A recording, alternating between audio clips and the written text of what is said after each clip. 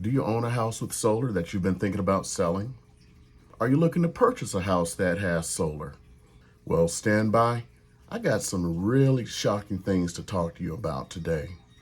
Hey, it's Nuke out in Las Vegas, and I bring you the best stuff that's going on in Las Vegas to help you in your process of buying or selling a home. So several things came to a head this week for me, and they all dealt with solar. So if I got three instances with the solar issue, it's about time to really make a video and educate folks on what's going on. Now, I've talked about solar in the past and the salespeople who come out trying to sell you solar and the things they say. Well, let's start talking about it.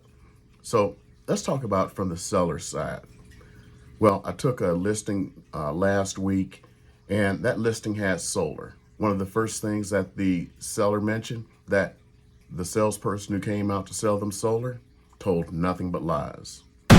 I've warned people about this over and over again about solar.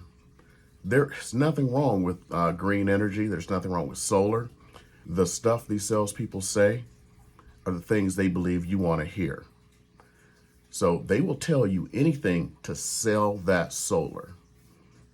Now, so you're thinking, okay, I'm going to save all of this money. I'm paying less. I'm leasing it. And the salesperson promised me it was going to raise the price of my house by 13%, 5%, whatever number they came up with.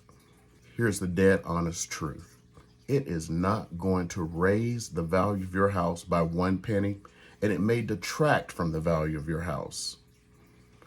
Now, the second incident happened as I went to a listing appointment for a house, and they had solar. You know, one of the first things they said?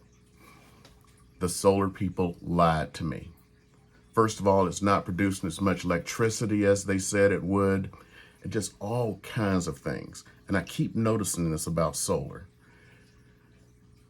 The technology is there, but they are not telling you the entire truth. First of all, solar has a lifespan, and the lifespan of that solar, coincidentally, happens to be about the amount of time that you have to lease it for, 20 years. One of the other things they don't tell you is every year that solar gets less and less efficient. So by the time that 20 years is up, it may not even be producing half the electricity that it was producing when you purchased it. And of course, they promise that you're going to get all of this extra money when you sell. Well, that comes to part 3 of what happened all within 1 week. I went to an event last night with an appraiser, and they went over all of the stuff and what appraisers look at. And of course, solar came up. And you know what the appraiser said?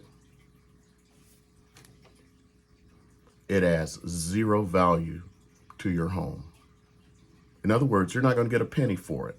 And all you're going to get is heartache and a headache. Now, that is for lease solar and PPA.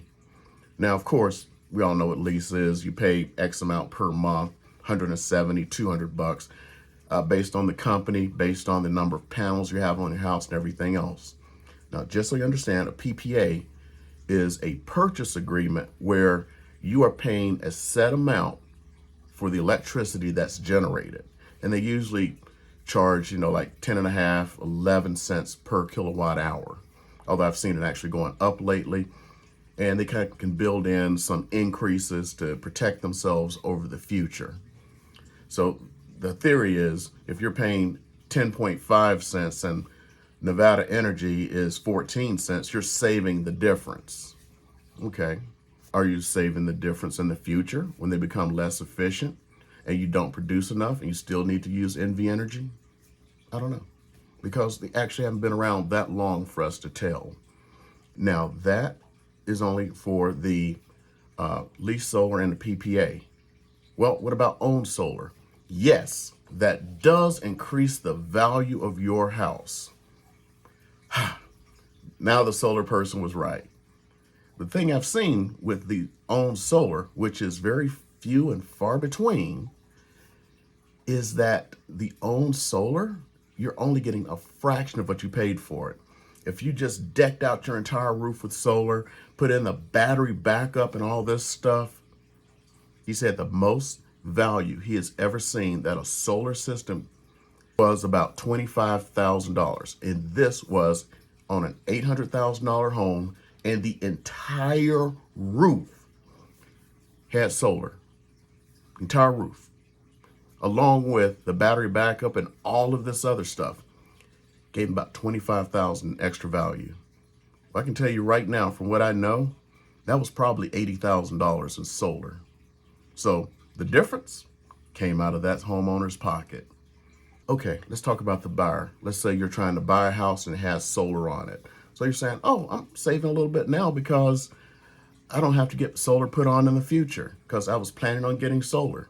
That's great. Great. Here's the thing.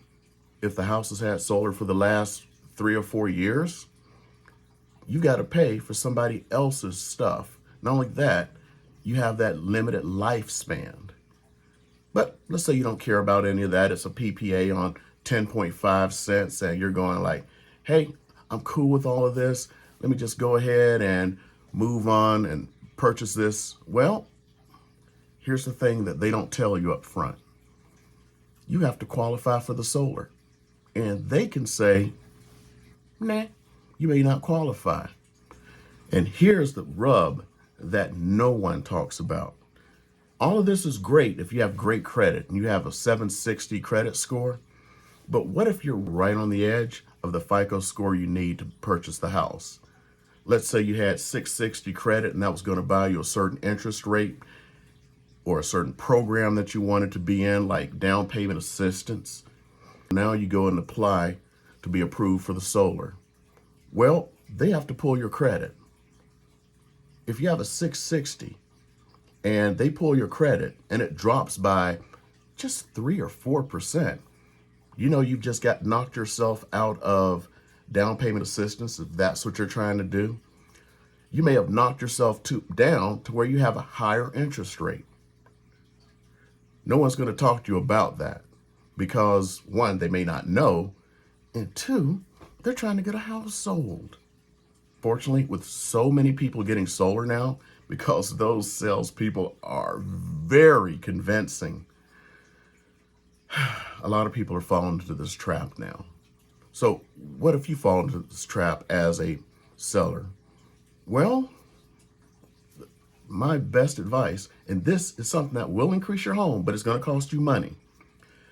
See if you're allowed to purchase the solar out. Many of them will allow you to purchase a solar, some won't. PPAs, they may or may not do it.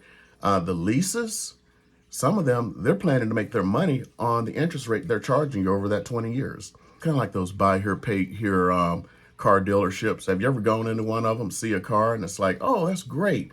I'm paying cash. You know, they'll then say that the price is now higher than what's on the sticker because they plan to make their money off the interest rate. That's why it's buy here, pay here. They want to charge you a high interest rate and make their money there.